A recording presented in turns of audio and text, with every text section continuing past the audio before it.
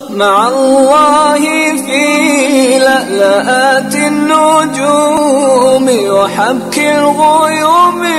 وضوء القمر. بسم اللہ الرحمن الرحیم. شاہد عباسی صاحب نے مری سے یہ سوال پوچھا ہے کہ آج کل پلاٹس اور زمینوں کی خرید و فروخت فائلوں کے ذریعے ہو رہی ہے جس میں اکثر فراڈ ہو جاتا ہے. کیا اس طرح کا لین دین جائز ہے؟ دیکھیں، اگر ہم قرآن و سنت کی روشنی میں سچے دل سے جائزہ لینا چاہیں تو فائلوں کے ذریعے سے پلاٹس کی اور چیزوں کی خرید و فروخت یہ کوئی اچھا عمل نہیں ہے. بعض حالات میں تو یہ بالکل ناجائز ہو جاتا ہے کہ جب زمین کا بھی پتہ نہیں ہے،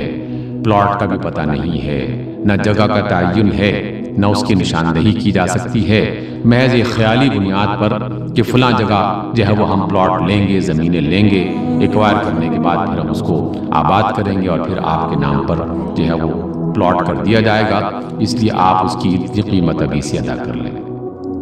اس میں ایک تو فراڈ سب سے بڑا یہ ہوتا ہے کہ بہت سارے لوگ، بہت ساری چھوٹی بڑی ایجنسیاں وہ باقاعدہ جھوٹ بول کر لوگوں سے پیسے بٹورتے ہیں.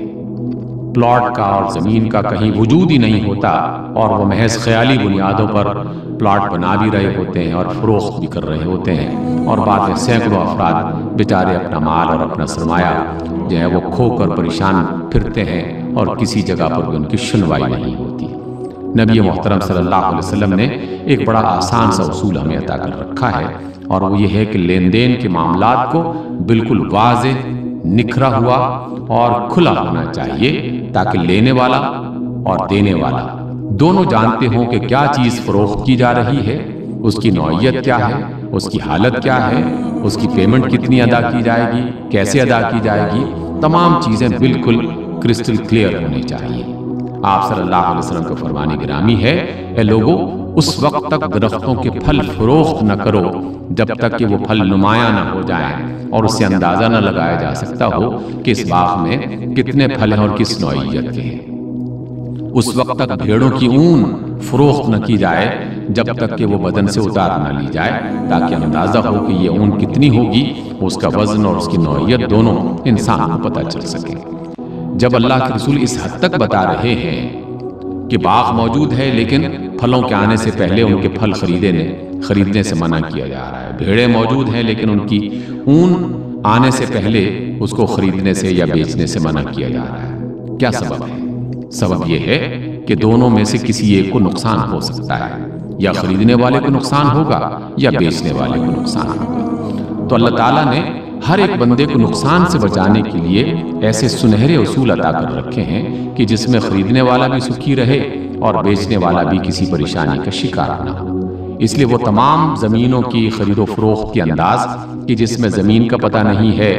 قیمت کا صحیح طور پر اندازہ نہیں لگایا جا رہا، بیچنے والا بھی پتہ نہیں اس کو بھی کہ میں کیا بیچ رہا ہوں، اور خریدنے والا بھی محض خیالی بنیادوں پر چیزوں کو خرید رہا ہے، یہ بالکل ایک ناجائز اور ایک غلط طریقہ کار ہے. سب سے اچھا طریقہ یہ ہے کہ جو چیز بھی بیچنی ہے پہلے اسے اپنی ملکیت میں لایا جائے.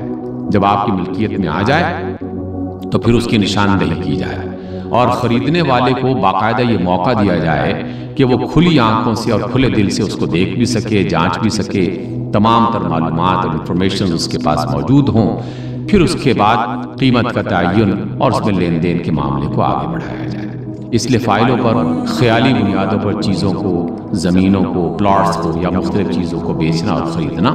یہ ایک غیر شرعی عمل ہے، اور اس کی وجہ سے ہزاروں لوگ بے شمار قسم کی مشکلات کا شکار ہو رہے ہیں. اس کو افراد کی صورت میں بھی ڈسکریج کرنا چاہیے اور حکومتی سطح پر بھی ان پر پابندی لگنی چاہیے کہ جب تک کوئی چیز آپ کی ملکیت میں نہیں ہے اور جب تک آپ اس کی واضح نشاندہی نہیں کر سکتے اس وقت تک چیزوں کی خرید و فروخت نہیں ہونی چاہیے.